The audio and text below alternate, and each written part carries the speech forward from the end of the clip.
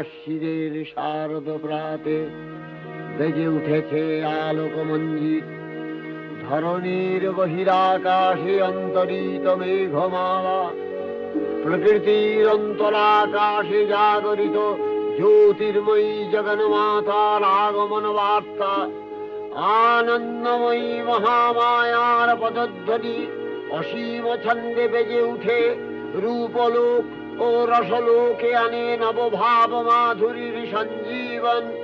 তাই আনন্দিতা শ্যামনী মাতৃকার চিন্ময়ীকে মৃন্ময়ীতে আবাহন। আজ চিৎশক্তি রূপিণী বিশ্বজননীর শারদশ্রী বিমণ্ডিতা প্রতিমা মন্দিরে মন্দিরে ধ্যান বোধিতা। প্রায় ৮০ বছর ধরে বঙ্গজীবনের অঙ্গ হয়ে গেছে বাণীকুমার, পঙ্কজ কুমার মল্লিক এবং বীরেন কৃষ্ণ ভদ্রের এই অমর আলেখ্য। সব থেকে বড় কথা যে আমরা এই মুহূর্তে স্টুডিওতে পেয়েছি এমন অনেককে যারা এই ইতিহাসের শরিক, যারা এই ইতিহাসের সাক্ষী, এমন অনেককেও পেয়েছি যারা উত্তরাধিকার সূত্রে এই ইতিহাসের কাছাকাছি এসেছেন। আর এই আলোচনায় অবশ্যই আমরা সেই প্রসঙ্গও আনব ৭৬ সালে যে নতুন বিথিটি তৈরি করেছিল আকাশবাণী, যেখানে মহানায়ক উত্তম কুমার, হেমন্ত মুখোপাধ্যায়ের মতো শিল্পীরা কাজ করেছিলেন, সেটা জনপ্রিয়তার কোন সীমায় আটকে গেল, কেন ততটা কালোজয়ী হতে পারল না। অবশ্যই আমাদের আলোচনায় এইসব আসবে। এই মুহূর্তে আমার সঙ্গে এই স্টুডিওতে রয়েছেন শ্রী দ্বিজেন মুখোপাধ্যায়, অসীমা মুখোপাধ্যায়, শ্রী পার্থ ঘোষ, মানসী মুখোপাধ্যায়। আবার অন্যদিকে রয়েছেন সুমিত্রা সেন, জগন্নাথ বসু, বনশ্রী সেনগুপ্ত এবং সৈকত মিত্র। আপনাদের মনে করিয়ে দেব যে মহিষাসুরমর্দিনী যখন ৭৫ বছর পূর্ণ করল, তখন এই রকমই আরেকটি অনুষ্ঠান আমরা করেছিলাম। দুজনকে পেয়েছিলাম সেই অনুষ্ঠানে যারা আজ আমাদের মধ্যে নেই, সুপ্রীতি ঘোষ এবং শিপ্রা বসু। আমাদের সৌভাগ্য সেই রেকর্ডিংটি আমাদের সঙ্গে আছে এবং হয়তো এই আলোচনার মাঝে মাঝে আমরা তাদের কথাও শুনে নেব। এই অনুষ্ঠান আসলে তাদেরও শ্রদ্ধার্ঘ্য। আমি শুরু করব বীরেন কৃষ্ণ ভদ্রের একটি লেখা নিয়ে। এই মহিষাসুরমর্দিনীর জন্ম লগ্ন সম্পর্কে পুরানো সেদিনের কথা এই যে নিবন্ধটি লিখেছিলেন বীরেন্দ্র কৃষ্ণ ভদ্র, কি লিখেছিলেন পড়ব। আমাদের সংকট মুক্তির কাল অর্থাৎ 1931 সাল কলকাতা বেতার কেন্দ্রের জীবন ইতিহাসে বিশেষভাবে তাৎপর্যময়, কারণ ওই বছরই আমরা আমাদের উত্তরকালের সবথেকে জনপ্রিয় ও মর্যাদাসম্পন্ন অনুষ্ঠান মহিষাসুরমর্দিনীর সূচনা করি। পুজোর সময় বাঙালি শ্রোতাদের জন্য বিশেষ কিছু একটা করা দরকার, এ কথা মাথায় ঢুকতেই বাণী কাজে নেমে পড়লেন। পণ্ডিত অশোকনাথ শাস্ত্রীর সাহায্যে বাণী তড়িঘড়ি একটি আলক্ষ্য রচনা করে হাজির হয়ে গেলেন। পঙ্কজও তাতে সুর দিয়ে গান জুড়ে একেবারে তৈরি। সমস্যা হলো সংস্কৃত শ্লোক আর গুরুগম্ভীর বাংলা মেশানো রচনাটি পড়বে কে? আমি সাহস করে এগিয়ে গেলাম, আর বাকিটা ইতিহাস। আপনাদের সবার কাছে শুরুতে একটা আর্জি রাখবো, সিংহাস্তা শশী শেখারা, একেবারে মহালয়ার যেটা আমরা এই মুহূর্তে শুনি তার শুরুর অংশ একটু যদি সবাই মিলে আমাদের এই অনুষ্ঠানের শুরুর সলতেটা পাঠিয়ে দেন।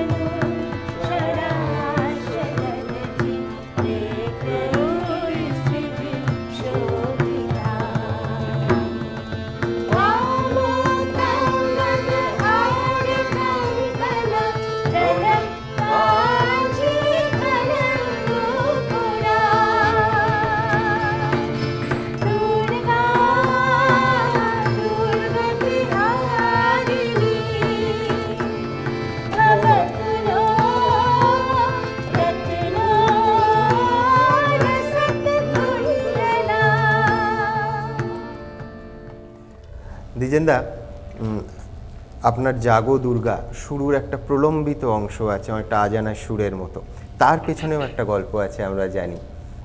বীরেন্দ্রকৃষ্ণ ভদ্র এতটাই আবেগ বিহ্বল হয়ে পড়েছিলেন যে, এবং একটি মাইকে, মানে যে সৃষ্টি আজও অমর হয়ে আছে, কারিগরি দিক থেকে সেটি কী ছিল, কিভাবে তৈরি হয়েছিল, ভাবলে আজকে বিস্ময় জাগে প্রযুক্তির এই যুগে।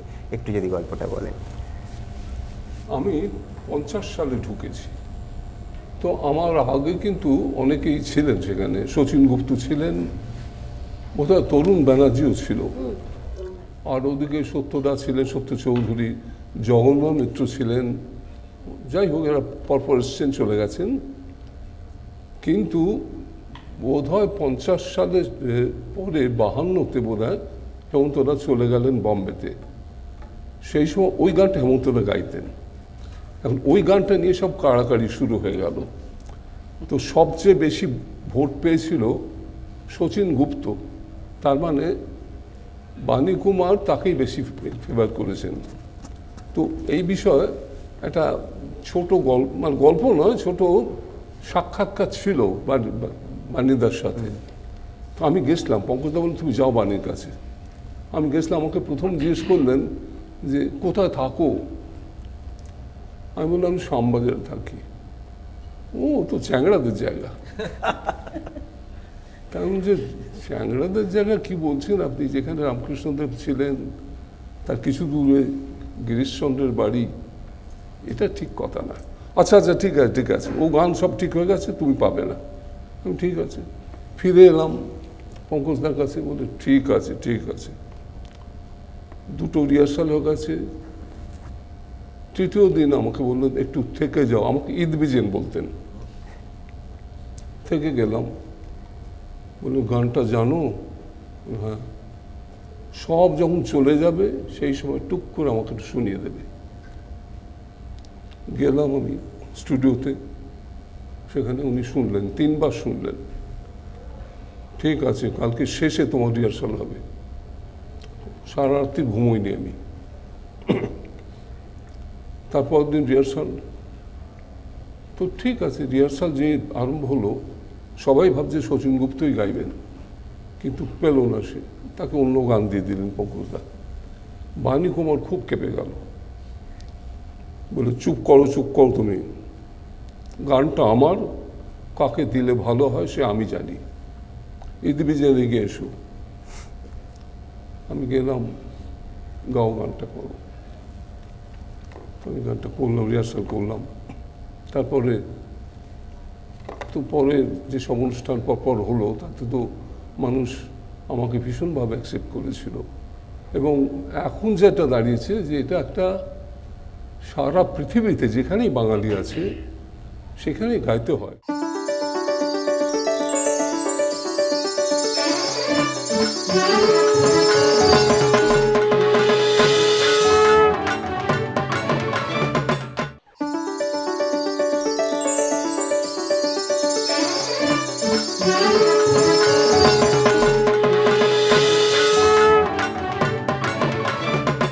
দ্বিজেনদা, আমি এই কথাতেই আসছিলাম যে বছরের অন্যান্য সময়, মহালয়ার সময় ছাড়া জাগদুর্গা অনুরোধে আপনাকে গাইতে হচ্ছে, এমনকি রবীন্দ্রসঙ্গীত গাইতে মঞ্চে উঠেছেন তখনও জাগদুর্গা গাইতে হচ্ছে বিদেশেও।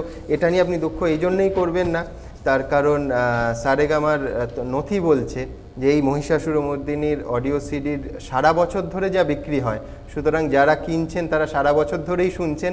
আপনি মঞ্চে গাইছেন, বাড়িতেও চলছে, সুতরাং এটা বোধহয় ওই যেরকম বললাম বঙ্গজীবনের অঙ্গ হয়ে গেছে। একটা মজার কথা বলি, অবশ্যই। আমরা একসঙ্গে আমেরিকায় গিয়েছিলাম, ক্যানসাস থেকে প্রোগ্রাম করছি। দ্বিজেনদা গান করবেন, তারপর আমাদের কবিতার পর দ্বিজেনদা গান করবেন। দর্শক বাঙালি ভর্তি আছে। দ্বিজেনদা পরপর 4খানা গান করার পর পেছন থেকে চিৎকার হচ্ছে, দ্বিজেনদা মহালয়ার গান করুন।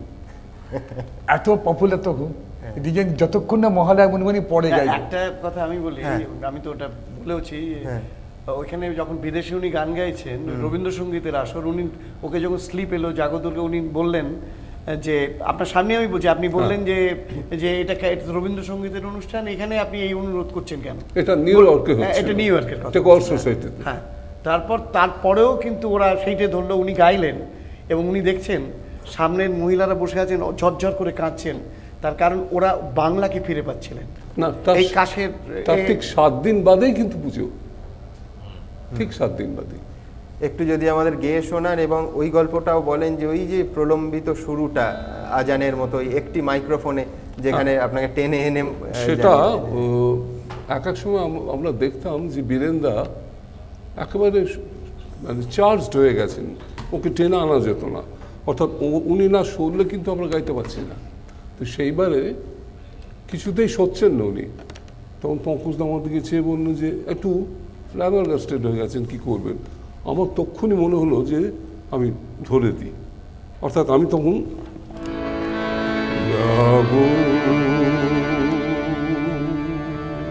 এরকম টেনে রইলাম, দূরে যেন আজান দেওয়া হচ্ছে যে মনে হতো। এবার পঙ্কজ দেশে আমাকে ঠেলতে ঠেলতে ঠেলতে ঠেলে ফেডিং করে দিলেন, ফেডিংয়ে গানটা ধরলাম। তো সেটা একটা আলাদা তৈরি হয়ে গেছিল। একটু যদি শোনান। কিন্তু এর আগে আমাদের আর একটা ছিল, স্তোত্র ছিল, সেটা করতে পারলে ভালো হতো। অবশ্যই অবশ্যই।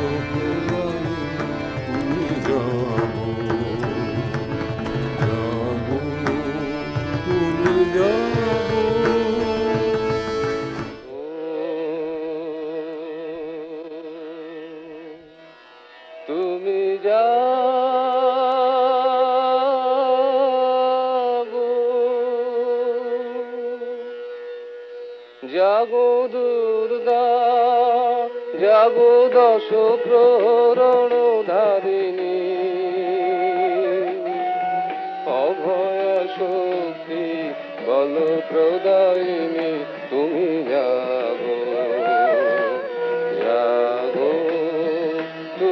জাগো জননী বরদা অজরায় অতুলা জননী বরদা অজরায় অতুলা বহু বলধারিণী ত্রিপুদল বারিণী জাগো মা সরলময়ী চন্ডিকা শঙ্করী জাগো জাগো মা জাগো আসুর বিনাশিনী তুমি জাগো জাগো দুর্গা জাগো দশ প্রহরণ ধারিণী অভয়া শক্তি বল প্রদায়িনী তুমি জাগো জাগো তুমি জাগো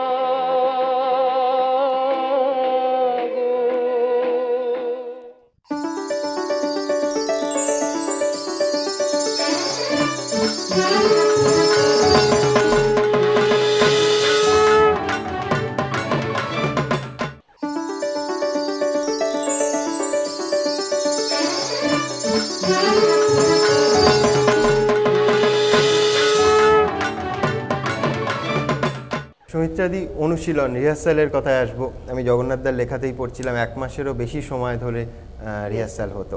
তো কতটা একাগ্রতা, মানে এখন পেশাদার শিল্পীদের অনেকেরই নিশ্চয়ই বক্তব্য হবে যে 1 মাস একটা অনুষ্ঠানের জন্য রিহার্সাল দেওয়ার পেশাগত কারণে সম্ভব নয়। তো আপনারা কি করে করতেন? আর এর সঙ্গে তো তখন নিশ্চয়ই ইন্দ্রাণীদি ছোট, মানে বাড়ি সামলে রিহার্সাল কিভাবে সেই মুহূর্তগুলো হতো? ইন্দ্রাণী তখন খুবই ছোট ছিল, শ্রাবণী তখন আসেনি। আচ্ছা, রিহার্সালটা ঠিক শুরু হতো 6টা, 6:30 হতো, 6:30 টাইম থাকতো, কিন্তু ঠিক পাংচুয়ালি সেই সময় আসতে হতো আমাদের। আচ্ছা, মানে এর মধ্যে অনেক ঘটনা হতো, অনেকে দেরি করে আসতো কিংবা আগেই চলে যেত। আমাদের গত অনুষ্ঠানে শিপ্রাদি ছিলেন আমাদের সঙ্গে। ইস্টবেঙ্গলের ম্যাচ নিয়ে এই রকমই একটা গল্প শ্যামল মিত্র এবং মানববাবুকে নিয়ে তিনি বলেছিলেন। শিপ্রাদিকে শুরুতেই শ্রদ্ধার্ঘ্য জানিয়েছি। শিপ্রাদির মুখেই একবার সেই পুরনো রেকর্ডিং থেকে সেই অংশটা দেখুন।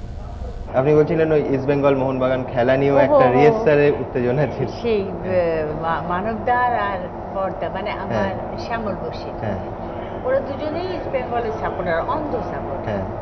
তাই আবার রেকর্ডিং এর সময় একদিন খেলা আছে, তো ওরা দুজনের কারোরই মন নেই কি করে যে ওখান থেকে সরে পড়বে, সেটাই চিন্তা আর কি। প্ল্যানিং করছে, কিছুতেই হচ্ছে না। আমাকে বললো, এই শোন না, তুই পঙ্কজদাকে গিয়ে একটু বল না, একদিনে তো সবাই রেকর্ডিং হবে না, কিছু আজকে হোক, যাদের আজকে হবার, আমাদের একটু ওখানে যেতে হবে রে। আমি বলতে পারবো না পঙ্কজদাকে, বলছে যে তোকে পান খাওয়াবো রে, আর যা খেতে চাস তাই খাওয়াবো। আর আমি কিছু খাবো না, আমি জানি কাজ হয়ে যাবে, সব ফক্কা হয়ে যাবে, কিচ্ছু কেউ খাওয়াবে না। বলছে না না, সত্যি আমি কথা দিচ্ছি, তুই একটুখানি গিয়ে বল খালি যে পঙ্কজদা। আমি রাজি হলাম না। তা আমাকে বললো যে ঠিক আছে, তোকে কিছু করতে হবে না, যা, আমরাই করছি। কিছুক্ষণ বাদে বর্দা স্টুডিওতে এলো। পঙ্কজদা জিজ্ঞেস করছে, এই শ্যামল, মানু কোথায়? বলছে পঙ্কজদা, ওই মানবের বাড়ি থেকে একটা ফোন এসছে। ফোনটা এসছে, মানুষ বাড়ি থেকে ফোন কেন? বলছে ওর স্ত্রীর শরীরটা ভালো নেই, স্ত্রীর শরীরটা খুব খারাপ করেছে, বেচারা একটু বিভ্রান্ত হয়ে পড়েছে। হ্যাঁ, ওকে ডাকো, শিগগির ডাকো। মানবদা এসছে কাছে মাঝে মুখ করে, মানে ভীষণই বিপদ আর কি। বলছে যে মানু কি হয়েছে, বৌমার কি হয়েছে? বলছে আর বলবেন না, বাড়িতে তো কেউ নেই, আর মানুষও ছোট, আপনার বৌমার হঠাৎ করে শরীরটা খারাপ হয়ে গেছে, এখন বুঝতে পারছি না কি। কিছু বুঝতে হবে না, তুমি চলে যাও, আমরা ততক্ষণ আমাদের আজকে রেকর্ডিংগুলো যতগুলো হয় ততগুলো করি, কালকে না হয় তোমারটা হবে। এবার বর্দা পড়লো ফাঁপড়ে, মানুষও চলে যাবে, বর্দা কি করবে? মানে ইস্ট বেঙ্গল ম্যাচ প্রায় ফসকে যায়। ফসকে যায় আর কি। মানবদাও একটু কিন্তু কিন্তু করছে, বর্দাকে ছেড়ে চলে যাবে, প্ল্যানিংটা তো দুজনেরই। আচ্ছা তাহলে আমি যাই না, তার মাঝখানে একটু ব্যাপার ছিল, আমি একটু বদমাইশি করবার চেষ্টা করছিলাম।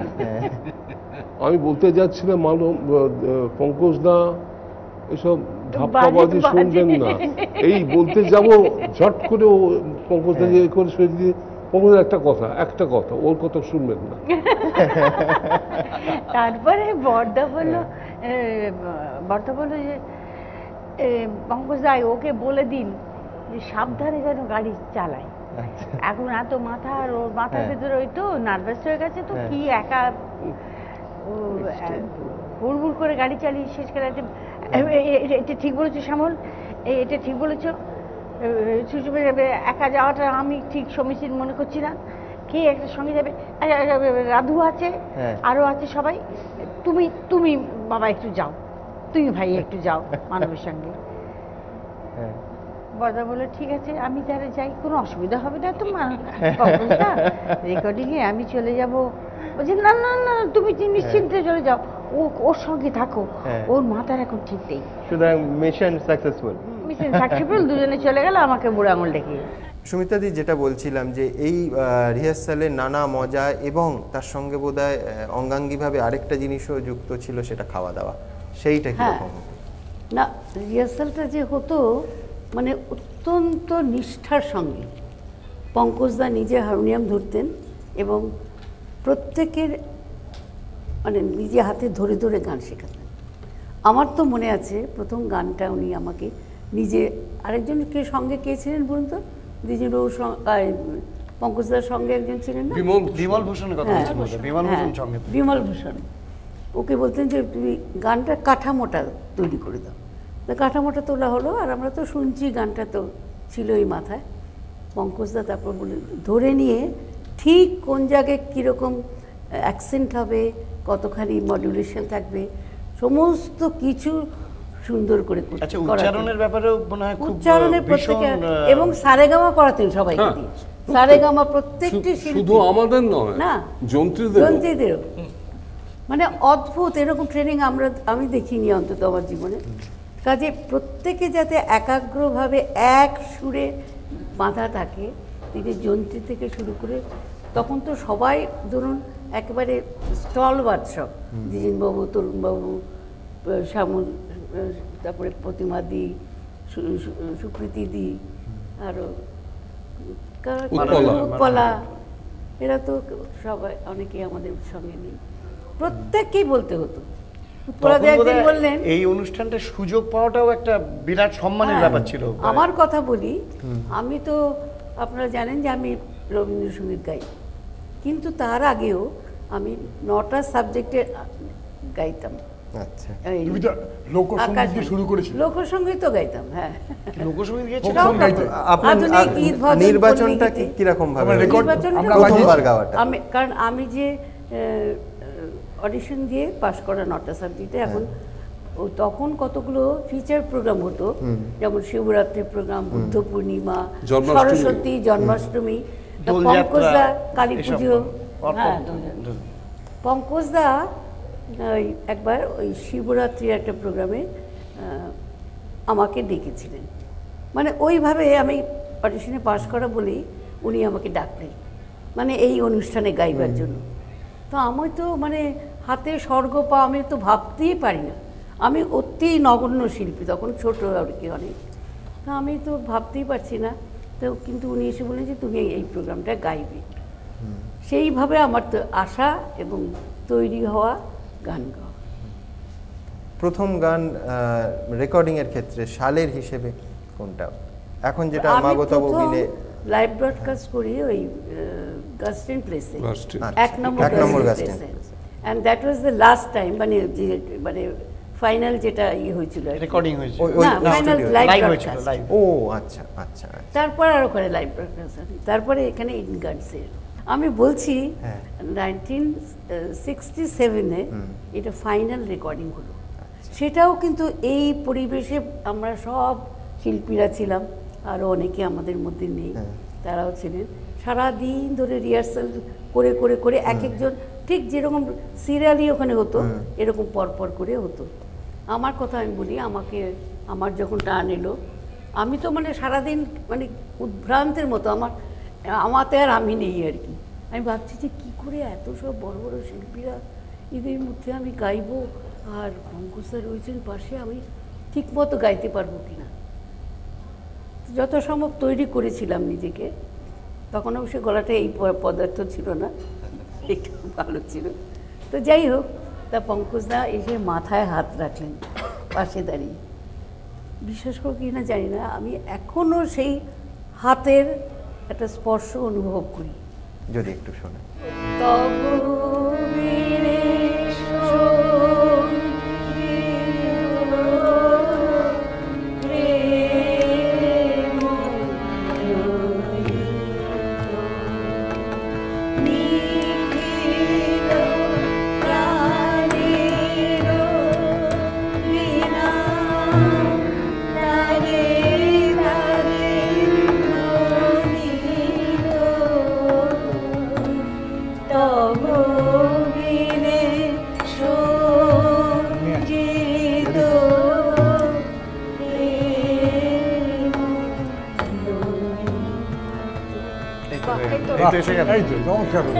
এই সেই মায়ের আশীর্বাদে উনি বললেন হাত জোর করে, মাকে ডাকো, আজ মা এসেছেন এখানে তোমাদের সবাইকে আশীর্বাদ করতে।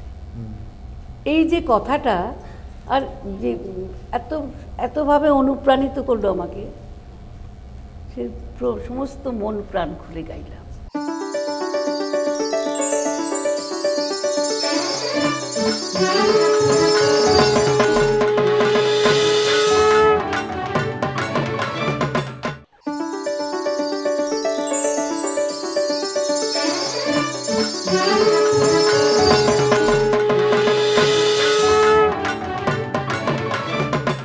সুমন, আমি একটা কথা বলি, আজকের প্রজন্ম কিন্তু জানে না যে কিভাবে প্রথম সূচনা হয়েছিল, তার একটা স্টোরি আছে। আচ্ছা, সেটা লিখেছেন নৃপেন মজুমদার, আর লিখেছেন বীরেন্দ্র তো লিখেছেন, আর প্রেমাঙ্কু আতর্থী। আচ্ছা, তাকে আমরা ভুললে চলবে না। প্রেমাঙ্কু আতর্থী 1932 সালে ছেড়ে গেছেন, তখন উনি বেতার জগতের সম্পাদক ছিলেন, উনি ছেড়ে চলে গেছেন। এই সময় একটা প্রোগ্রাম মিটিং হয়, এখনও হয়, 10:30 থেকে আরম্ভ হয়। 10:30 হয় না প্রোগ্রাম মিটিং? 10:30। তখন প্রোগ্রাম মিটিংটাকে আজকের মধ্যে তো অফিসিয়াল ছিল না, একটু মোটামুটি কি প্রোগ্রাম, এত বড় তো প্রোগ্রাম ছিল না। তো প্রোগ্রাম মিটিংটা কীরকম হবে একটুখানি বলার পরই হঠাৎ প্রেমাঙ্কু আতর্থী বললেন যে অগাস্ট মাস হয়ে গেল, 26শে অগাস্ট রেডিওর জন্মদিন, তারপরই তো সেপ্টেম্বর অক্টোবরে পুজো, তা পুজোতে তোমরা কী করছো, একটু হই হই লাগিয়ে দাও তোমরা। তখন বীরেন্দা তখন অন্য জায়গায় চাকরি করতেন, ডালহাউসি স্কোয়ারে, উনি চাকরি করে সন্ধ্যেবেলা আসতেন ওইখানে আড্ডায়। তখন স্টেশন ডিরেক্টর ছিলেন স্টেপলটন শাহ। আমি যেটা বলছি পঠিত যে ইতিহাস তার থেকে। তখন প্রেমাঙ্কুর আতর্থী বললেন যে একটা কাজ করলে কী হয়, একটা ভোর রাত্রের একটা অনুষ্ঠান করলে কী হয়। তখন সবাই আপত্তি করলেন, না না, বাড়ি বাড়িতে রেডিও নেই, কে জানবে যে ভোর রাত্রিরে ও রেডিও হচ্ছে কি না হচ্ছে, ও লোকে ঘুমোয় ওই সময়, ওকে লোকে ডিস্টার্ব করে লাভ নেই। কিন্তু কয়েকজন স্টেপলটন সাহেবের কানে যখন গেল যে এই কথাটা এরকম একটা প্রস্তাব হয়েছে, তিনি এক কথা বললেন, না, একটা আলোড়ন সৃষ্টি করুক রেডিও। হ্যাঁ, তখন উনি এক কথায় অনুমতি দিলেন, কি করবে তোমরা করো, কি যেন খুব মানে ভাবসুলভ হয়, ভালো ভাব থাকে বলতে। তখন প্রেমাঙ্কু আতর্থী, বাণী কুমার, ওনার বাণী কুমার ছিলেন আমাদের রেডিওর একটা অন্যতম বড়। বাণী কুমারটা তো আসল নাম হচ্ছে বৈদ্যনাথ ভট্টাচার্য। বৈদ্যনাথ, হ্যাঁ। তাকে বলা হলো, তুমি তো অনেক সংস্কৃত শোক আওড়াও, সে এই ভাষাটাই বলছি, জালি কাজ অনেক অঙ্গ করো সংস্কৃত, তুমি একটা লিখে ফেলো। আর বীরেন অনেক উচ্চারণ ভালো করে বলে, লোককে শেখায় জোর করে উচ্চারণ। হ্যাঁ, কাকে বলছে উনি একজন, আমি শুনছিলাম উনি কেউ দেখেছেন, একজন লিখেছিল সুগার SU, উনি বলেন না ওটা একমাত্র বাংলায় SU সুগার হবে। হ্যাঁ, তো উনি খুব ধমক বলতো এইভাবে শেখায়, ওকে বলো উচ্চারণ ঠিক করে একটা সংস্কৃত উচ্চারণ শ্লোক আওড়াতে, ঠিক আওড়াতে কথাটা, ওকে বলো শ্লোকটা লিখতে, আর বীরেন আওড়াবে, আর আমাদের যারা যারা আছে গায়ক গায়িকা একসঙ্গে গাইবে, একটা ভোর 4টে থেকে হইচই লাগিয়ে দাও। এই প্রথম 1931 সালে 32 সালে 1932-তে প্রথম পুজোর ঠিক আগে মহালয়ার দিন এইটা বাজলো। না, তার আগে বসন্তেশ্বরী বলে বোধহয় একটা কোনো নাম ছিল, তার আগে বসন্তেশ্বরী, সেইটা হ্যাঁ সেইটা এ হয়ে তারপরে এইটা একবার সেইটা বেজেছিল, হওয়ার পর তারপরে এইটা। এর মধ্যে একটা খুব উল্লেখ করছে 4 জন মুসলমান বাদক ছিলেন, তার মধ্যে একজনকার নাম আমার মনে আছে খুদা বক্স বলে, আর 4 জন মুসলমান বাদক, তারা খুব আনন্দের সঙ্গে প্রতিদিন এসে রিহার্সাল করতো দেবী দুর্গার আরাধনায়। আমি একটা জিনিস আপনার কাছে আসবো, যে একটা বিতর্ক, হ্যাঁ আমি আসছিলাম আপনার কাছে, যে কেন পিতৃতর্পণ শেষ হতে না হতে পিতৃপক্ষ পড়ার সময় একজন অব্রাহ্মণ শাস্ত্র পাঠ করবে, সেটা ভাটপাড়ার ব্রাহ্মণরা অনেক প্রতিবাদ জানিয়েছিলেন, চরম অশান্তি সৃষ্টি হয়েছিল যে একজন অব্রাহ্মণ কেন এইভাবে চণ্ডীপাঠ করবেন, এবং পিতৃতর্পণ করার আগেই কেন মাতৃবন্দনা আরম্ভ হয়ে যাবে। তখন মানে সেটা একটা হইচই কাণ্ড, প্রচুর চিঠি রেডিও স্টেশনে ভরে গেল। তখন উনি বাণী কুমার প্রতিবাদ করেছিলেন যে না, এটা পাণ্ডিত্য প্রদর্শনের জায়গা নয়, এটা একটা শিল্প, এটা একটা অনুষ্ঠান, সেই অনুষ্ঠানে ঠিকঠাক করবার জন্যে অতটা ওই রিজিড হওয়ার কোনো প্রয়োজন নেই, এবং সেটা উনি তারপর থেকে তো ওটা চলে এলো। এবং আর একটা কথা যেটা পার্থদা একটু আগে বলছিল, এমনকি বোধহয় এই একই সঙ্গে যে কণ্ঠস্বর বীরেন্দ্রকৃষ্ণ ভদ্রের অমর হয়ে আছে, তাতে আবেগের আতিশয্যনীয় প্রশ্ন উঠেছিল যে কেন সংস্কৃত উচ্চারণে এত আবেগ আসবে, এইভাবে নাটকীয়তা কেন, এত কিসের নাটকীয়তা, এটা তো চণ্ডীপাঠ, এটা তো পূজার মতো, এর মধ্যে এত নাটক করার কি আছে, এটা নিয়েও ওকে অনেক কথা শুনতে হয়েছে। কিন্তু লোকে নিল, হ্যাঁ নিল, নাটকটাই লোকে পাগল হয়ে গেল। সেটাই তো কথা হলো যে এটা একটা অনুষ্ঠান, এটা তো শুধু পাণ্ডিত্য প্রদর্শন বা ধর্মসভা নয়, এটা একটা অনুষ্ঠান, এটা শিল্প।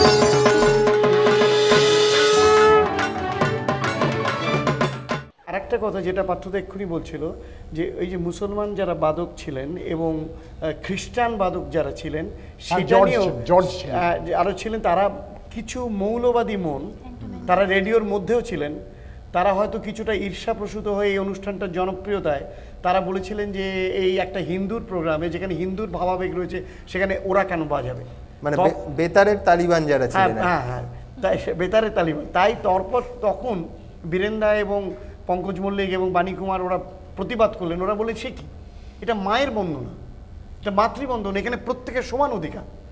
সেই দেখুন সম্প্রীতির সুরটা কিন্তু এই প্রোগ্রামের মধ্যে কিভাবে বাধা হয়ে যাচ্ছে। হ্যাঁ, সেটাই বলতে যাচ্ছিলাম যে একটা সম্প্রীতির সুরের মধ্যে ছিল। অসীমাদি 76 সালে শোনা যায়, আমি জানি না, আপনি বলতে পারবেন একমাত্র, সবচেয়ে ভালো বলতে অসীমাদি, যে উত্তম কুমারকে রাজি করানোর ক্ষেত্রে আপনার একটা অবদান ছিল, উত্তম কুমারকে আপনি রাজি করিয়েছিলেন, এটা কি ঠিক? উনি ছাড়া হতেই নয় এটা। আচ্ছা, না আমি তো ছিলামই, তাছাড়া হেমন্ত দাও গিয়েছিলেন আমার সঙ্গে, আমরা দুজনে মিলে খুব জোর। তখন তুমি তাকে ছবি তুলছিলে মেম সাহেব বোধহয়। হ্যাঁ, তো সেই জন্য উনি বললেন যে এরকম ডিভোশনাল প্রোগ্রাম আমি কখনো করিনি, আর আমাকে কেউ মেনে নেবে না। তখন আমরা বললাম যে জাস্ট অল্প একটুখানি, কোনোদিনও তো রেডিওতে আপনি যাননি, আকাশবাণীতে, অন্তত আমি আছি, আমি বলছি আমার অনুরোধে যদি আপনি আসেন।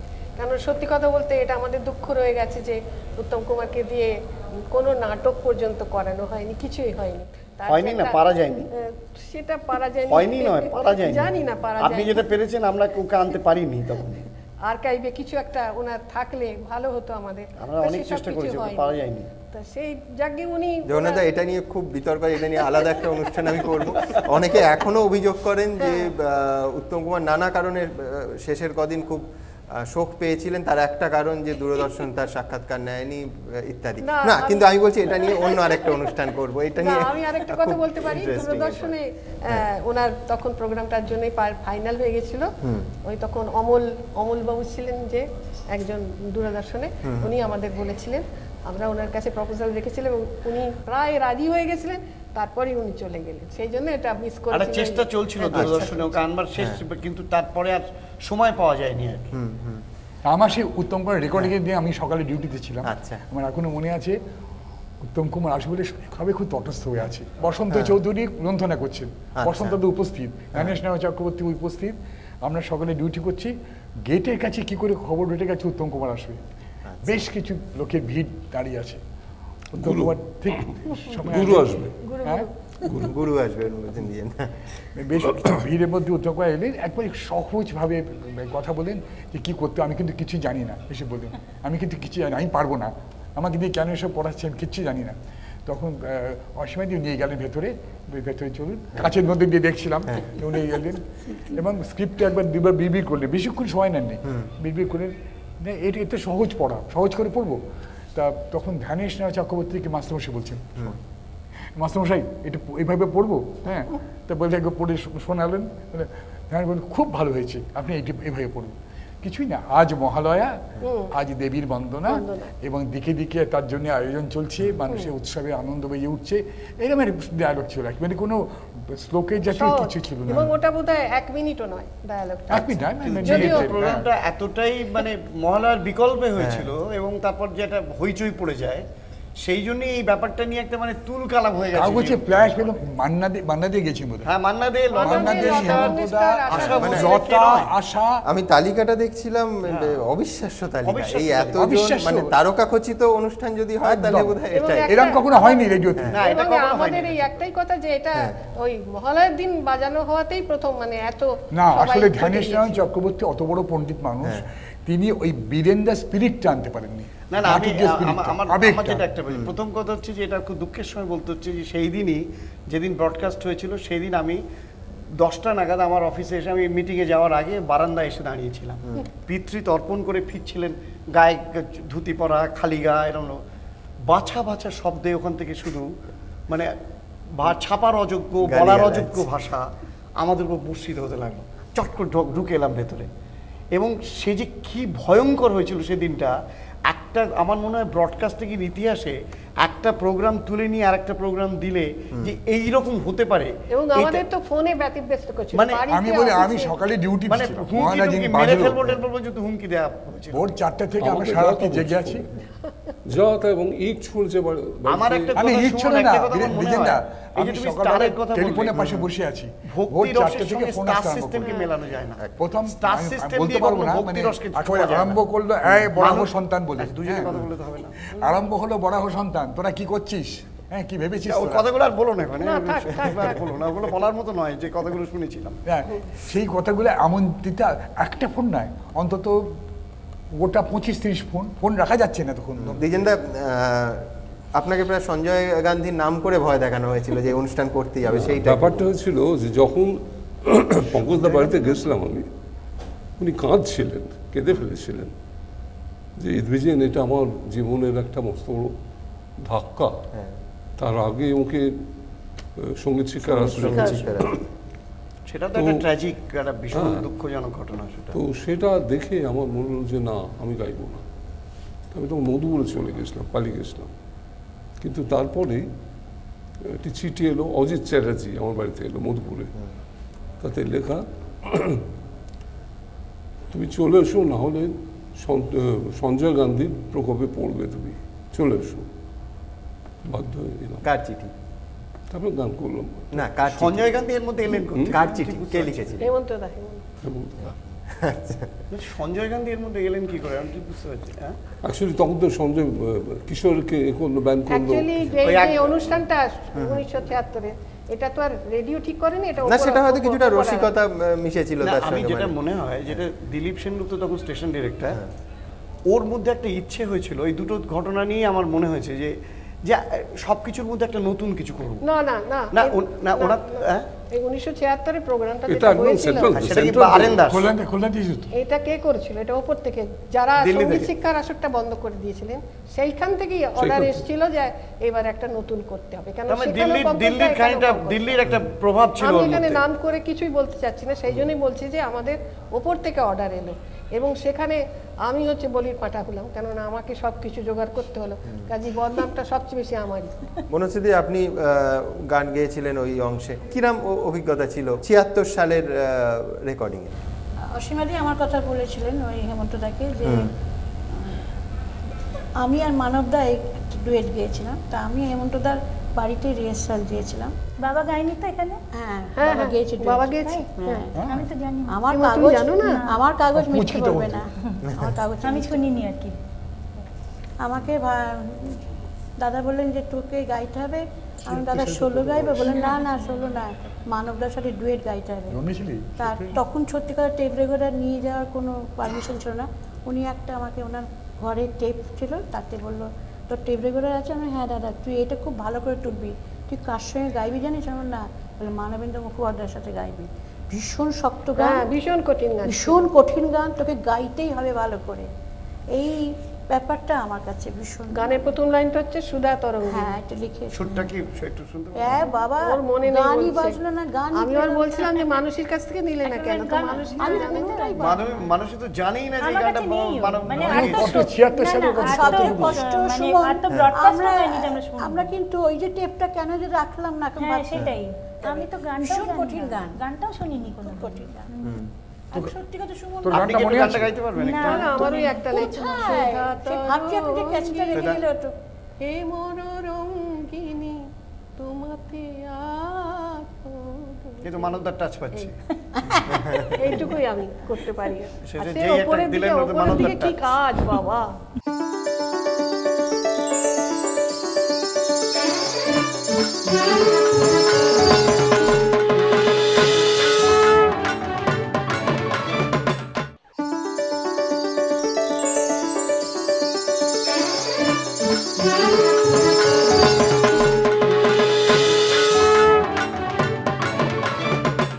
আর একটা সুযোগ ওই পঙ্কজ মল্লিকের, সেটা একটা সুযোগ পেয়েছিলাম। কিরকম ছিল সেই এরকম অভিজ্ঞতা? হচ্ছে প্রথমত হচ্ছে ওনার চিঠি যেত আমার বাড়িতে, আর পিসিমার সঙ্গে চিঠি আদান প্রদান হতো। ওই আমাকে বিমান ঘোষ ডেকে পাঠালেন, আমি তখন প্রোগ্রাম করে উপরে উঠেছি, বলে তুমি গিয়েছো? আমার না, আমি এখনো সুযোগ পাইনি। তখন আমাদের 11টার সময় রিহার্সাল ফেলা, উনি মাঝখানে বসতেন যেমন ডিজেনদা বসে আছেন, ঠিক এইভাবে আমরা বসতাম, আর উনি একটা খাতা নিয়ে দেখতেন, সব কটা আছে কিন্তু দুজন আমরা নতুন, আমি আর অনুপ ঘোষাল। তোমার নাম কি? আমার নাম বনশ্রী সেনগুপ্ত। তোমার নাম? বলে আমার নাম অনুপ ঘোষাল। একটু কাছে এগিয়ে এসো। একদম ওনার পায়ের কাছে গিয়ে সবাই বসেছেন, আমরা একটু কাছে এগিয়ে গেলাম, আর সকলকে না মানে কোরাস গান সকলকেই বলতে তুলতেই হবে, আর স্কিপ দিতেন। যখন আমাদের সবাই চলে গেলেন, বলে তোমার বসো। আমার আমি খুব মানে খুব চালাক, আমি একটা চিঠি হাতে ধরিয়ে দিয়েছি, ওই এটা ইন্দু, তোমার কে হয়? আমার পিসিমা। তোমার পিসিমা হয়? আমি হয়তো তার সঙ্গে চিঠি আদান প্রদান হয়তো। আমার দাদা, আমি জ্যাঠামশাই বললাম, আমি জ্যাঠামশাই, আমি গাইবো। এখনো মানে ওনার মেয়ে বলে যে ইন্দুর চিঠি আর আসে না, সে তো নেই। ওই একটা ওই ডুয়েট গান আমি আর অনুপ ঘোষাল, সেও কপালে নেই, সেও শুনতে পাই না, সেও গাইতে পারি না। অসীমাদি, একটা এই কালোজয়ী মহিষাসুরমর্দিনীর গান দিতে। আচ্ছা, ওটা তো আমি শ্যামল মিত্রের সঙ্গে গিয়েছিলাম, তো এখন হ্যাঁ, সৈকতের সঙ্গে গাই ওটা।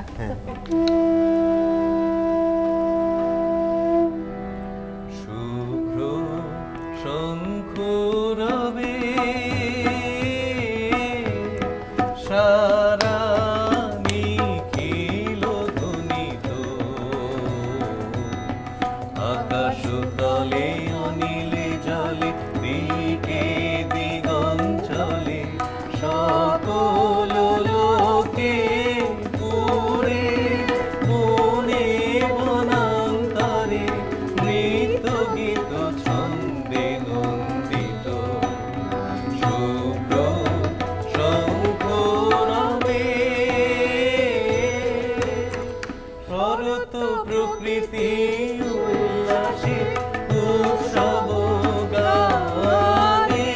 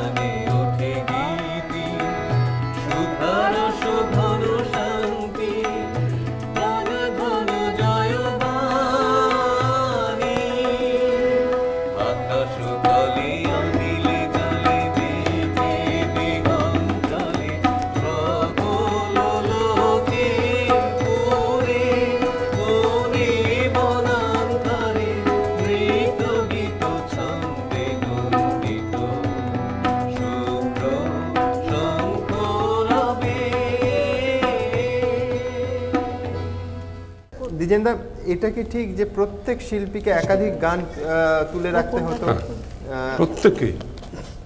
আপনাকে বাজলো তোমার আলোর বেনু গানটা নাকি তুলে রাখানো হয়েছিল, কোনদিন গেয়েছেন কি না? এমনি তুলে পঙ্কজদা তুলেই রেখেছিলেন? এক বছর খুব বৃষ্টি হয়েছিল, যাতে সুপ্রভাতী এবং অন্যান্য এরা সব বর্দি আমরা বলতাম, এরা পৌঁছতে পারেনি। তখন ফরচুনেটলি কয়েকজনের জানা ছিল বলে সেটা ম্যানেজ হয়ে গেল। তখন তো লাইভ প্রোগ্রাম হতো। বললেন যে প্রত্যেকেই তুলতে হবে গান।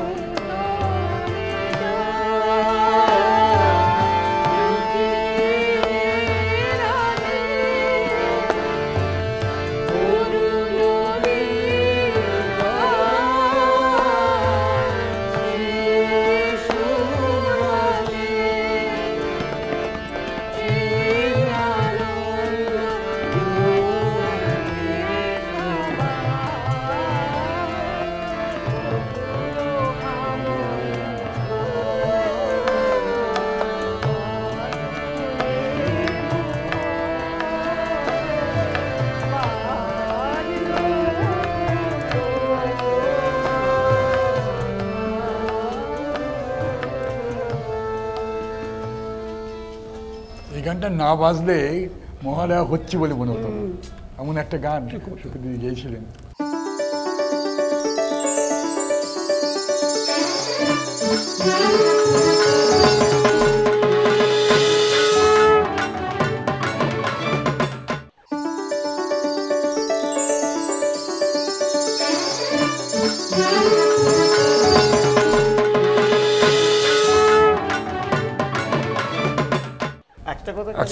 প্রথম গান যে এত অনুষ্ঠান এলো গেল, এত কিছু সংস্কৃতির বদল ঘটে গেল, আমাদের চোখের সামনে দিয়ে সমস্ত সংস্কৃতির চেহারাটা বদলে গেল, গণমাধ্যম বদলে গেল, এই অনুষ্ঠানটাকে কেন কেউ ছুঁতে পারলো না?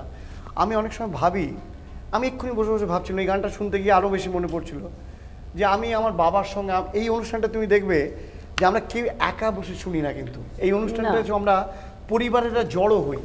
এই যে জড়ো হই, এই আমি আমার বাবার সঙ্গে শুনেছি বসে, আমার ছোট ভাইয়ের সঙ্গে বসেছি, তাদের সঙ্গে একসঙ্গে বসে শুনেছি।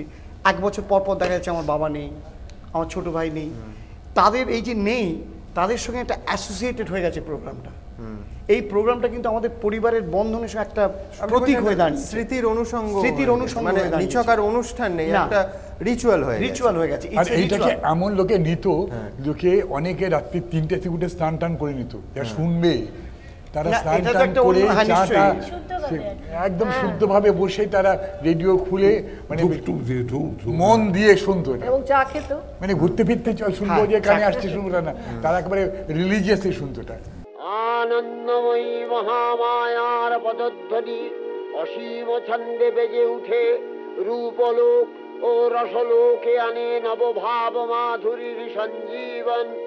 তাই আনন্দিতা শ্যামলী মাতৃকার চিন্ময়ীকে মৃন্ময়ীতে আবাহন।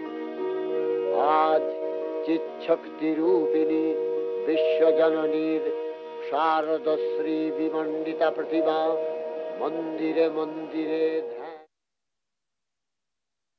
আমরা গতবার যখন এই অনুষ্ঠান করছিলাম তখন সুপ্রীতি ঘোষ জীবিত, তিনি এই অনুষ্ঠান যদিও খুবই অসুস্থ হচ্ছে শুনেই আমাদের সঙ্গে কথা বলেন। একবার তাকেও শ্রদ্ধার্ঘ্য জানাবো, দেখে নেব তার কথা। সব একরকম জামা কাপড় পরে, একরকমের সব জামা কাপড় পরে প্রস্তুত থাকতাম, তারপর গাড়ি এলে চলে যেতাম। ভোরবেলা যখন আমি আরম্ভ করতাম তখন থেকেই উনিও থাকতেন, আমিও থাকতাম। উনি, আমি আর বীরেন ভদ্র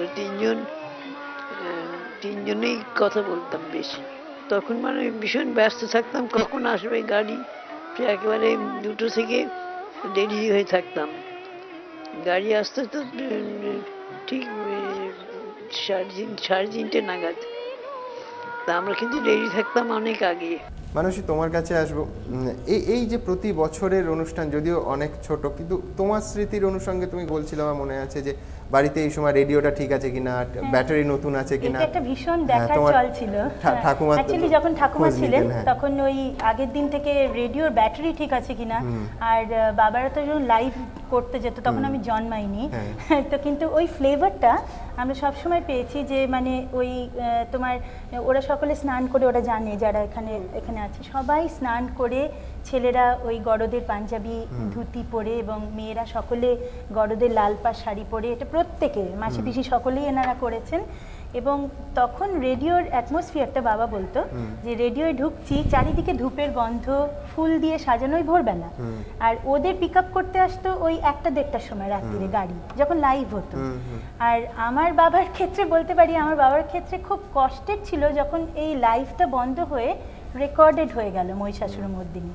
মানে সেই সময় ও খুব কষ্ট পেয়েছিল, মানে এই যে সকলে মিলে আড্ডা, সকলে মিলে রিহার্সেল হই, এখন আমরাও খুব ফিল করি, মানে আমরা কখনো আমাদের বন্ধু বান্ধবদের সঙ্গে দেখা হলে শিল্পীদের আমরা যেন মজা করি, আমরা কিছুটা ফিল করতে পারি, কিন্তু ওরা এটা আরও ফিল করতো। এবং যখন রেকর্ডেড হয়ে গেল ওই মজাটা সামহাও ল্যাক করতো। আর বাবাকে দেখেছি ওরকম তো অ্যাটমসফিয়ার বাড়িতে ভীষণ আমাদের ছিল, এখনও আছে, মা এখনও সেভাবে শোনে মহিষাসুরমর্দিনী। বাবার সময় দেখতাম বাবা ওইভাবে বসে, এবং সকলকে বসে শুনতে হবে, এটা খুব একটা নিয়ম ছিল। ওই কেউ শুয়ে পড়তে পারবে না, শুয়ে শুনছি, আচ্ছা একটু ঘুমিয়ে নিলাম, ওরম কোনো ব্যাপার নেই, একেবারে উঠে পরিষ্কার শুনতে হবে টোটালটা। হ্যাঁ, এবং শুধু আমার বাড়ি না, অনেক বাড়িতেই দেখেছি। এবং এরপরে দেখতাম যখন পঙ্কজ কুমার মল্লিকের গাওয়া ওই রূপং দেহির সঙ্গে যে স্তোত্রটা আসছে, এটা বাবা যতদিন জীবিত ছিল ততদিন আমি বাবাকে মানে দুনয়নে কাঁদতে দেখেছি। এই ব্যাপারে আমার একটু বলার আছে, পঙ্কজ দা যখন ওই পোরশনটা রেকর্ড করতেন এটা ওরা আরো ভালো বলতে মনে হতো না যে পৃথিবীতে আছে, এইটাই কোথায় হারিয়ে, মানে আবেগ দিতে মাঝে মাঝে কণ্ঠরোধ হয়ে, এটা যেমন ওরা দেখেছে বলতে পারবে। আমি বাবার ফিলিংটা হয়তো আমরা দেখেছি, এটা এডিট করতেন সুধীর দা বলে, সুধীর মুখোপাধ্যায়, উনি এডিট করতেন। তো উনি গল্প করতেন, একদিন এডিট করছেন ওই এডিটিং রুমে, আমরা দাঁড়িয়ে দেখছি যে কীভাবে এডিটিং হচ্ছে। তাতে উনি বললেন যে এই যে বীরেন্দার ওই যে রূপং দেহি যখন যে শ্লোকটা, ওটা উনি বলতে বলতে একেবারে শেষকালে মানুষ থাকতেন না, একেবারে কেঁদে দুহাত দেবে, কোনো দিকে তার নজর নেই, আর পরিষ্কার এই বসতেন, হাউ হাউ করে কাঁদতে কাঁদতে বলতেন। দেখুন, মানে বীরেন বাবুর যারা আত্মীয় স্বজন আছে তারা বলেন যে এমনিতে 365 দিন যে ভীষণ রিলিজিয়াস মানুষ ছিলেন, ঠাকুর ঘরে যেতেন একেবারে না, কিন্তু এই দিন যেন ভাব সমাধি হয়ে যায়। আমার মনে হয় ভর করতো কেউ। বীরেন্দা মাঝে মাঝে ওই সুধীর মুখার্জি যখন এডিট করতে, তুমি বোধহয় পড়েছো আমার লেখাতে, সুধীর মুখোপাধ্যায় গিয়ে যখন একগাদা পর্বত প্রমাণ টেপ নিয়ে গিয়ে দিনের পর দিন, আমাদের পাশেই ড্রামা স্টুডিও, আমি দেখতে পাচ্ছি ড্রামার থেকে, ওইখানে ডাবিং রুমে উনি প্রচণ্ড এইভাবে রিলিজিয়াসলি উনি ওটা করে যাচ্ছেন। মাঝে মাঝে হঠাৎ দেখতাম, তখন বীরেন্দা রিটায়ার করেছেন, বীরেন্দার তখন খানিকটা একটু উদ্ভ্রান্ত, একটু বীরেন্দাকে শেষবেলায় যারা দেখেছেন তারা জানেন যে সেটা কত কষ্টের সেই সময়টা, আমি বলতে গেলে আমার কষ্ট হয় এখন। তো ওখানে গিয়ে উনি বসে আছেন, আমি একদিন গেলাম, গিয়ে বলে, জানো তো জগন্নাথ, ওরা না আমার মিউজিক সেকশন আমার সব এইগুলো স্রোত কেটে খালি মিউজিক গান ঢুকিয়ে দিচ্ছে। মানে উনি এমনভাবে বলছেন যেন মানে উনি ওইখানে বসলে সুধীরবাবু আর ওটা করতে পারবেন না, মানে ও স্তোত্রগুলোকে যেন আগ লাগছেন। মানে কি ডেডিকেশন, কি মানে আমার ক্ষেত্রে আমি বাবাকে ওই সময়টা ওই গানের সময় বাবার দিকে তাকিয়ে আমি যেন ওইখানে ফিরে যেতাম, মানে ওখানে চলে গেছি আর কি। মানে পঙ্কজ কুমার যেটু গাইছেন শেষ সময় উনি মানে ওরকমই ফিলিংটা ওর মধ্যে আমি সব প্রত্যেকবার দেখেছি। বীরেন্দ্র তখন তো অসুস্থ হয়ে পড়েছেন না, সেই সময় এমন সেন্টিমেন্টাল হয়েছিলেন যে আকাশবাণী থেকে ব্যবস্থা করা হয়েছিল ওনার দুটো পিস আবার নতুন করে ওনার রেকর্ড করা হয়েছিল, মানে ফর কনসোলেশন, মানে যাতে উনি বুঝতে পারেন যে উনি এখনো আছেন এবং তার জন্য। সেটা কি এখন চলে না এখন পুরো? আচ্ছা, সেটাই ইনক্লুড হয়েছে। এবং আমি যখন আকাশবাণীতে জয়েন করলাম কাজে, তখন সেই যে মহালয়ার সমস্ত কিছু ডাব হতো, বিভিন্ন স্টেশনে যেত, তো সেই যে কদিন ডাবিং করার পর বাড়ি ফিরে মানে ঘুমের ঘরেও কেবল শুনতে পাচ্ছি সেই বাজছে। মানসী তব অচিন্ত, মহালয়া যতদিন থাকবে ততদিন এই গানটা।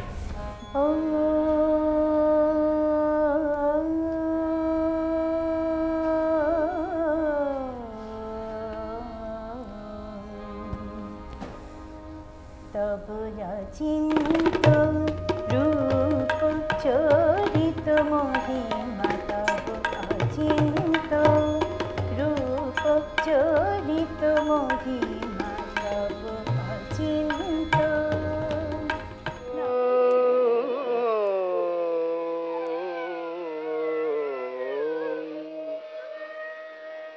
তব অচিন্ত রূপ চরিত মহিমা, তব অচিন্ত রূপ চরিত মহিমা, তব অচিন্ত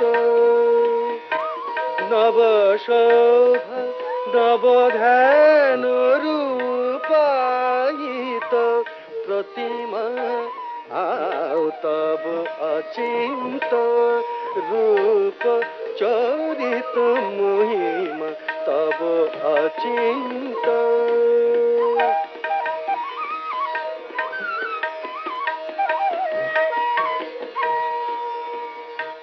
বিকশিল জ্যোতি প্রীতি মঙ্গল বরণে, তব অচিন্ত রূপ চরিত মহিমা, তব অচিন্ত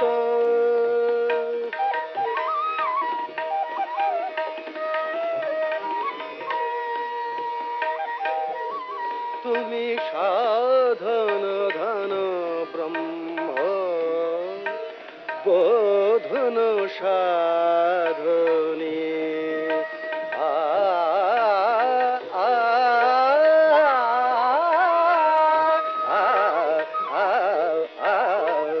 তুমি সাধন ধন ব্রহ্ম বোধন সাধনী, তব প্রেম নয়ন ভাতি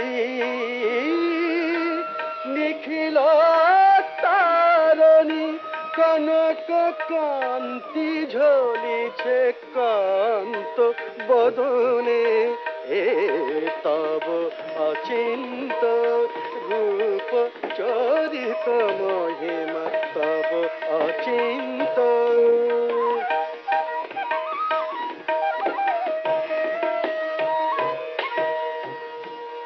হে মহালক্ষ্মী জননী গৌরী শুভদা,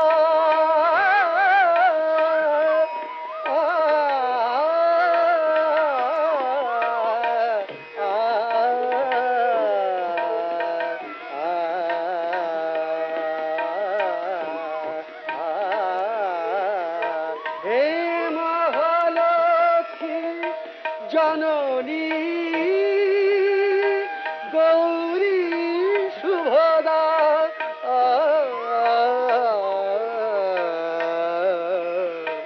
জয় সঙ্গীত ধ্বনিছে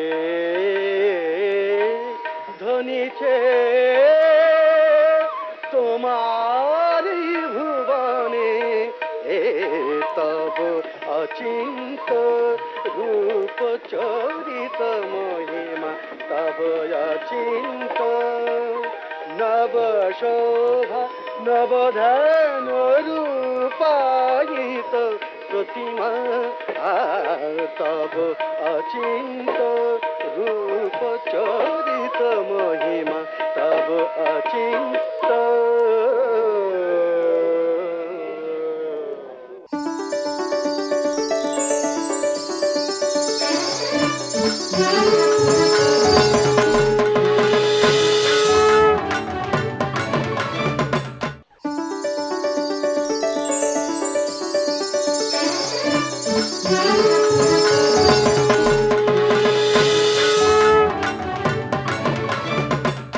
সৈকত, তোমার কোনো স্মৃতির অনুষঙ্গ আছে? যদিও যখন হয়েছে তখন নিঃসন্দেহে আমি জানি না কতটা সেই অনুষ্ঠানে স্পেসিফিক স্মৃতি তোমার আছে, বা বাড়িতে যে পরিবেশ দেখেছো মহালয়ার দিন। আমরা অ্যাকচুয়ালি যেটা মানুষই বললো, আমারও অলমোস্ট তাই আর কি। যখন লাইভ হয়েছে তার কিছু গল্প শুনেছি, কিন্তু তখনও হয়তো সবে হয়েছি, মানে কিন্তু এত ছোট তখন যে তখনকার স্মৃতি ঠিক মনে নেই, কিন্তু পরে প্রচুর গল্প শুনেছি। যেমন তার মধ্যে অনেকগুলো গল্পই হয়ে গেল। যেমন একটা হচ্ছে যে না, শ্যামল দা কি গানগুলো বাড়িতে প্র্যাকটিস করতেন? সেটা ও কি করে জানবে? ও একদম হামা দিচ্ছে তখন। না, বাড়িতে প্র্যাকটিস আমি জ্ঞানও তো কোনোদিন আমি ওনাকে হারমোনিয়াম নিয়ে তানপুরা নিয়ে তো কোনোদিন প্র্যাকটিস করতে দেখিনি, অনেক আগে করেছেন। সে লাস্ট যখন চিন্ময় লাইরিকা রেওয়াজ হয়ে গেছে, এসব রেওয়াজ আগে করে এসেছে। ওনার গান নিয়ে বসা ছিল যখন ফিল্মের কাজ করতে বসতেন বা সুর নিয়ে বসতেন। এছাড়া আমি গান বাড়িতে কোনোদিন গান নিয়ে আমি গান গাইতেই শুনিনি কোনোদিন। আর মহালয়াটা অ্যাকচুয়ালি সকালবেলা, এটা অন্য প্রত্যেক বাঙালির মতো আমারও একই ব্যাপার, যে মহালয়া না শুনলে যে দুর্গাপুজো আসছে এটা কখনো আজ পর্যন্ত মনে হয়নি, আর কোনোদিন মনে হবেও না। কোনো বছর যদি মহালয়া না হয়ে থাকে, যদি আবার অসীমাদি সেই মহালয়া চালায়, তাহলে কি ফিলিং হবে আমি জানি না। কিন্তু এই মহিষাসুর মর্দিনী, কিন্তু আমি বলছি মহিষাসুর আপনার মানে সেই তৈরি করা গানগুলো কিন্তু ইকুয়ালি এত ভালো, কিন্তু অতটা জনপ্রিয় হয়নি, সেটা অন্য কারণ হতে পারে। আমি যেমন বলছি যে ওই সময়ের ওইটা শুনিনি, তখন ৭৬ সালে কি হয়েছিল আমি ঠিক জানিও না। আমি গল্পই শুনেছি এবং তা নিয়ে বিতর্কই শুনেছি। কিন্তু এই মহিষাসুর মর্দিনী এখনো পর্যন্ত যদি বাড়িতে নাও থাকি, এরকম অনেকবার হয়েছে, আমার অনুষ্ঠান করে ফিরছি, ওই সময়গুলোতে অনুষ্ঠান শুরু হয়ে যায়, ভোরবেলা হাইওয়েতে দাঁড়িয়ে কোনো একটা বাড়িতে শুরু হয়েছে ৪টের সময়, গাড়ি দাঁড় করিয়ে পুরোটা শুনেছি, তারপরে এসেছি। এরকম হয়েছে, মানে বাড়িতে যদি শোনার সুযোগ না পেয়ে থাকি, তো মানে রাস্তায় দাঁড়িয়েও শুনেছি, এটাও হয়েছে। শিল্পী হিসেবে তোমার কখনো মনে হয়নি যে কেন ওই যুগে আমি থাকলাম না, এই গানটা যদি আমি পেতাম? ভীষণ তৃপ্তি হতো। সকলেরই মনে হয়, আমার মনে হয় ওই সময়টা যা সৃষ্টি হয়ে গেছে বাংলা গানের ক্ষেত্রে, মানে এটা তো একটা ইতিহাসের একটা অন্যতম একটা পালক। অন্যান্য সময় অন্য যা কিছু সৃষ্টি হয়েছে ওই সময়টা যদি আমরা কিছু যদি জন্মাতামও, যদি একটা দুটো গান করার সুযোগও পেতাম, তাহলে বোধহয় ধন্য হতাম।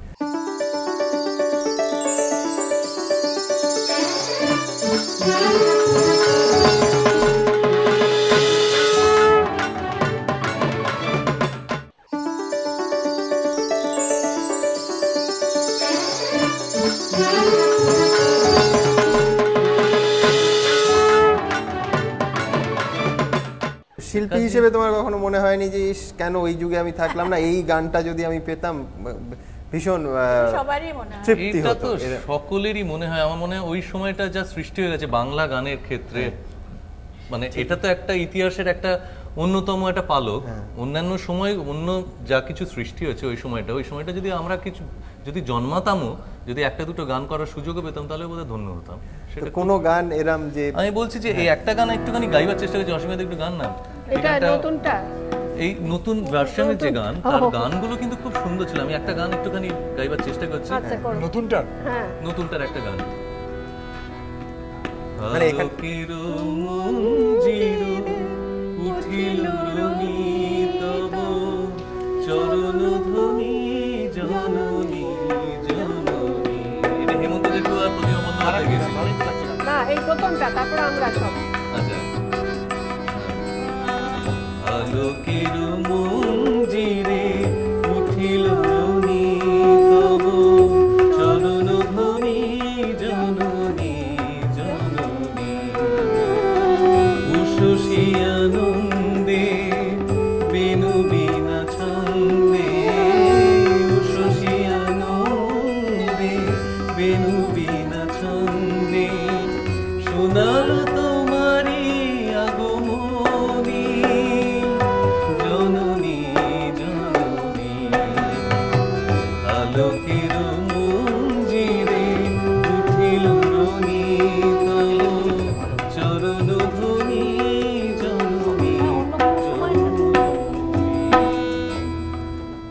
দুটো জিনিস লক্ষ্য করলাম, এক হচ্ছে বনশ্রী দিয়েও গলা মেলালেন, আর দুই হচ্ছে যে ৭৬ সালের অনুষ্ঠানটাকে তুমি নতুন বললে, পার্থদা বললেন নতুনটা সেটা ৭৬।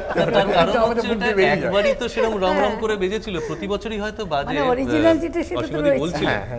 কিন্তু আমাদের কাছে এগুলো এখনো নতুন, এই কারণে যে ওইটার এমন একটা স্থাপত্য হয়ে রয়েছে আমাদের সকলের মধ্যে, অন্য কোনো কিছু সেখানে মানে আবার নতুন করে ঢোকাতে গেলে সেটা সবসময় নতুনই রয়েছে। এটা একজন বলেছিলেন বাণীকুমারের স্মরণ সভাতে, আমাদের তৎকালীন স্টেশন ডিরেক্টর, যে বাণীদা একটা হাওয়ার তাজমহল তৈরি করে গেছেন। তাজমহলের যেমন কোনো বিকল্প হয় না, তাজমহলের কোনো বিকল্প হয়, কোনো বিকল্প হয় না, এক্স্যাক্টলি ঠিক তেমনি এই অনুষ্ঠানটারও কোনো বিকল্প হয় না। দ্বিজেনদা, আরেকটা যেটা হয়েছে সেটা হচ্ছে নানা গল্প, নানা অনুষঙ্গ, এইগুলো কিন্তু কিংবদন্তির চেহারা নিয়েছে। যেমন ধরুন সেই ড্রাইভার আপনাকে নিয়ে যাচ্ছে, গাড়ির চালক, তিনি গাড়ি থামাইয়ে বললেন না গাড়ি যাবে না যতক্ষণ না রাবড়ি আর জিলিপি পাচ্ছে। মানে আমি বলছি এইগুলো কিন্তু আপনি ঘরে ঘরে বাঙালিকে জিজ্ঞেস করবেন, প্রত্যেকে জেনে গেছে। কি করে জেনেছে? কেউ টেলিভিশন থেকে, কেউ লেখা পড়ে, কিন্তু এই স্মৃতির অনুষঙ্গগুলো, এগুলো মনে হয় কালোজয়ী। একটু বলবেন গল্পটা? কালোজয়ী তো নিশ্চয়ই। প্রথম বছর আমি যখন যাচ্ছি তখন গলাটা ধরে গেছে একটু। পঞ্চম বলে ড্রাইভার ছিল, আমার সাথে মৃত্যুদা ছিলেন, নীলিমা ছিলেন। মৃত্যুঞ্জয় বন্দ্যোপাধ্যায়। তো চিতপুর একটা জায়গায় গিয়ে পঞ্চম গাড়িটাকে আটকে দিল। মৃত্যুঞ্জয় বলে, হয়েছে দিয়েছেন, পকেটে টাকা কুড়ি আছে? আমি, কেন? বার করো, নাহলে গাড়ি যাবে না। কি হবে? বলে, টাকা দাও পঞ্চমকে, কি হয় দেখো। তো পঞ্চমকে টাকা দিলাম, 10 টাকা দিলাম। ও রাবড়ি কিনলো আর জিলিপি কিনলো, সেটি রেখে দিয়ে বললো যে তুমি প্রথম গাইছো, তোমাকে দিতে হবে। এইটা নাকি তার রীতি, এই প্রথম মহলা যে গাইবে তাকে ওইটা দিতে হবে। তো ঠিক আছে। মৃত্যুঞ্জয় সুন্দর চেহারা, সুন্দর একটা টিপ পরতেন, আবার এখানে টিপ পরতেন একটা, আর লম্বা চুল, অদ্ভুত লোক ছিল একদম।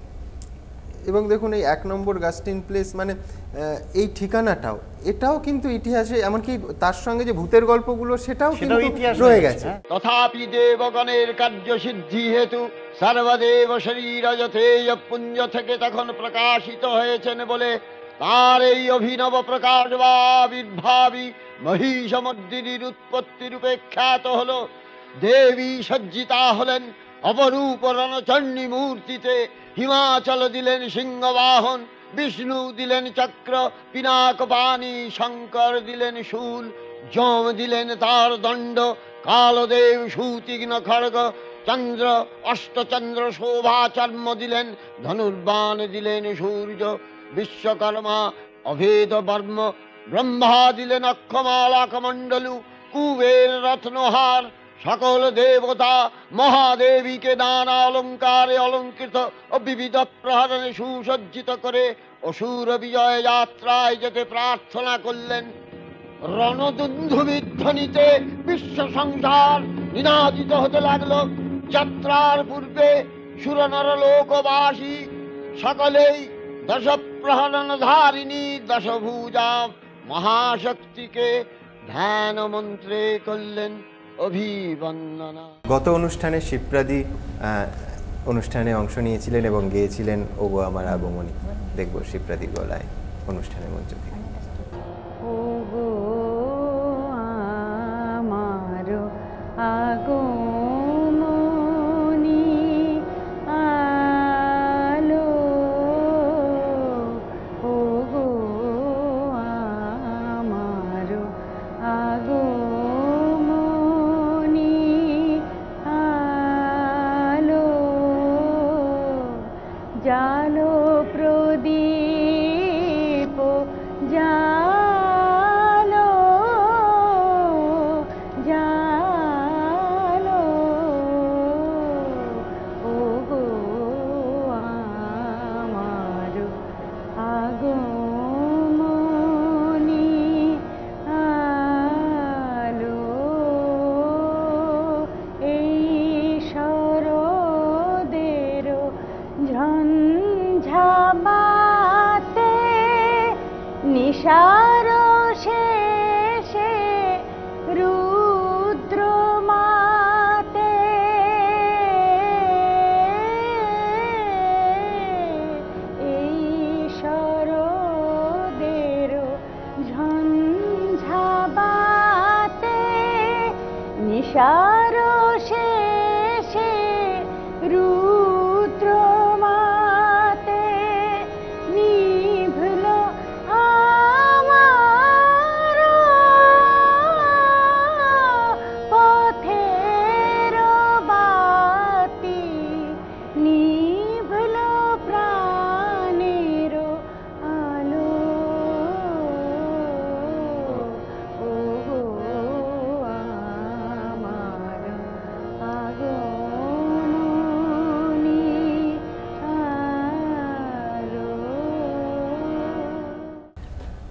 দ্বিজেনদা, এই গাস্টিন প্লেসে আপনি নাকি ভূতের অনুভব হয়েছিল আপনার, সাক্ষাৎকার বলবো না কিন্তু একটা ফিল, হ্যাঁ একটা অনুভব, একটা ঘটনা ঘটেছিল আমার,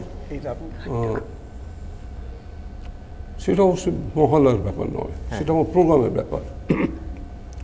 লাস্ট সিটিং আমার, আমি ভেতরে চলে গেছি, আর এটা জানা আছে যে অটোমেটিক দরজা যাবার সময়, তো যখন টয়লেটে গেছি আমি, হঠাৎ দিয়ে দরজাটা খুলে গেল, আমি ভাবলাম যে কেউ এলো বুঝি, তারপর মুখ টুক ধুয়ে আমি বেরিয়ে দেখি কেউ নেই, দরজাটা বন্ধ হয়ে গেল। কী হলো, ফিরে দেখি এই অটোমেটিক দরজাগুলো সব খোলা। এইবার ভয় পেয়ে গেলাম, ছুটতে ছুটতে গিয়ে একদম সেন্সলেস হয়ে গেল। সেন্সলেস হয়ে গিয়েছিলেন? সেন্সলেস হয়ে, এই গল্পটা আমি জানতাম না কিন্তু আপনার, গাস্টিং প্লেসে হয়েছিল? গাস্টিং প্লেসে লাস্ট সিটিং করতে পারিনি আমি, বাড়ি থেকে ফোন এলো, করতে পারিনি আমি। একজন তো তুমি জানো সুমন, একজন তো একদম দেখেছিলেন, উনি ছাড়াও হারাধন। আচ্ছা, আরেকটা ঘটনা, ওই সাহেব ভূত, মোটা মোটর মহিলা কে ছিলেন? অ্যানাউন্সার, একটু বালকি, বালকি না, ও লাস্ট ছিল, ও ওইগুলো নিয়ে ফিলাটেলি নিয়ে যাচ্ছিল, ওকে ধাক্কা মেরেছি, ও আমাকে ভূত ভেবেছে, একেবারে চেঁচামেচি।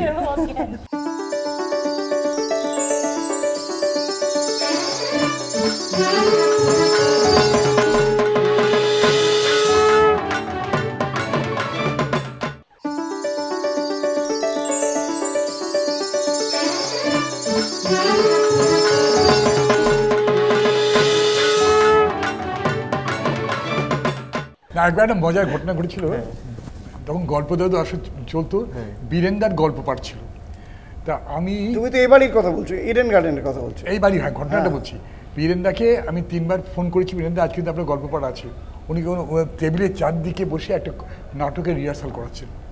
তা আমি তখন 3টে বেজে গেছি, বীরেন্দাকে আরেকবার মনে করিয়ে দিই। তো বীরেন্দাকে আবার 3টে, ধরুন আমার 3:30 প্রোগ্রাম, 3:15-তে ফোন করলাম, হ্যাঁ আমি আসছি। তারপর বীরেন্দ্র যখন নামছে তখন 3:25 হয়ে গেছে, গল্প আরম্ভ হবে, ফার্স্ট গল্প পাঠ উনার। বীরেন্দ্রকে বলি, বীরেন্দ্র আপনি আপনার স্ক্রিপ্ট কই? হ্যাঁ, স্ক্রিপ্ট তো আনিনি কিছু। আমি তাহলে কি গল্প আপনি একটা পাঠ করবেন তো, গল্প পাঠ? না, বসো বসো, তোমার মাইক অফ আছে? না, আমি তো অন্য স্টুডিও কাজ হচ্ছে, আমার স্টুডিও ঠিক 3:30 সময় লাইটটি জ্বলবে, আপনি বসুন না, ঠান্ডা হয়ে বসুন, আমি কিছু স্ক্রিপ্ট আনিনি। তা আমি বললাম যে ঠিক আছে, আমি ওপরে আরে এত নাটকের ঝামেলা, ওপরে আজকেই গল্প পাঠ দিয়েছে বেলাদি তখন প্রডিউসার ছিলেন। তা তখন আমি বলুন, বীরেন্দ্রটা একটা গল্প বলুন, যে আপনি আপনার চোখে ভূত দেখা গল্প গাস্টিং প্লেসে একটু বলুন। হ্যাঁ, তারপর আরম্ভ করলো, ভূত দেখা গাস্টিং প্লেসে, সত্যি যে ভূত ছিল কেউ বিশ্বাস করবে না বলে আরম্ভ করলেন। তারপর উনি বলেন যে কোন এক স্টেশন ডিরেক্টর, তাকে দেখা গেছে, বীরেন্দ্র নিজে দেখেছেন, বললেন যে তিনি যখন এসেছেন কাঁচের মধ্যে দিয়ে তিনি হঠাৎ তাকিয়ে দেখলেন, সে তাকিয়ে দেখে হাসছে। বীরেন্দ্র বলে সেই দেখি আমি তখন ধপ করে বসে পড়েছি, যে আমার তাকে পরিষ্কার, তিনি বলে আমি পরিষ্কার দেখেছি যে কোমরে হাত দিয়ে খুব ভালো আমাকে বাঁচতেন তিনি এসে, আমি এখন কি একটা করছি, লাইভ প্রোগ্রাম করছি, কাঁচের দিকে তাকিয়ে দেখি তিনি ওদিকে ইঞ্জিনিয়ার বসে আছে, তার মধ্যে তার পাশে দাঁড়িয়ে উনি হাসছেন। তিনিও কি সাহেব ভূত ছিলেন? ভূতেরা সব সাহেব, কিন্তু দেখা যেত রেডিওতে কোন সাহেব ছাড়া ভূত নেই।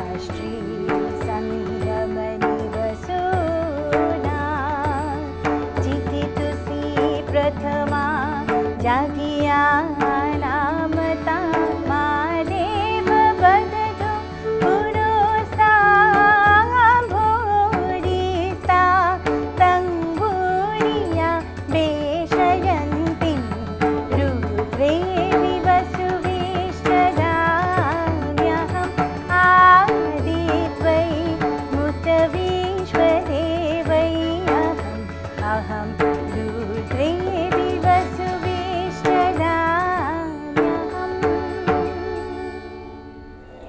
মহিষাসুরের প্রবল সংগ্রাম আরম্ভ হল। দেবীর অস্ত্র প্রহারে দৈত্য সেনা ছিন্ন ভিন্ন হতে লাগলো। মহিষাসুর ক্ষণে ক্ষণে রূপ পরিবর্তন করে নানা কৌশল বিস্তার করলে, মহিষ থেকে হস্তি রূপ ধারণ করলে, আবার সিংহরূপী দৈত্যের অনন্মত্ততা দেবী প্রসবিত করলেন। পুনরায় নয়ন বিমোহন পুরুষ বেশে আত্মপ্রকাশ করলে ওই ইন্দ্রজালী। দেবীর রূঢ় প্রত্যাখ্যান পেয়ে আবার মহিষ মূর্তি গ্রহণ করলে। রণবাদ্য দিকে দিগন্তরে নিনাদিত চতুরঙ্গ নিয়ে অসুরেশ্বর দেবীকে পরাজিত করবার মানসে উল্লসিত। দেবীর বাহন সিংহরাজ দাবাগ্নির মতো সমস্ত রণক্ষেত্রে শত্রু নিধারে দুর্নিবার হয়ে উঠল। নানা প্রহরণধারিণী দেবী দুর্গা মধুপান করতে করতে মহিষাসুরকে সদম্ভে বললেন, কার্যকার্যস্খলনমূঢ় মধুয়াবৎপিবাম্যহম মায়াক্তৈ হতেত্রৈব গর্জিষ্যন্ত্যাসু দেবতা। দেবতাগণ সানন্দে দেখলেন দুর্গা মহিষাসুরকে শূলে বিদ্ধ করেছেন, আর খড়গ নিপাতে দৈত্যের মস্তক ভুলুণ্ঠিত। তখন অসুর নাশিনী দেবী মহালক্ষ্মীর আরাধনা গীতি সুষমা দেবা পৃথিবীতে পরিব্যাপ্ত হল।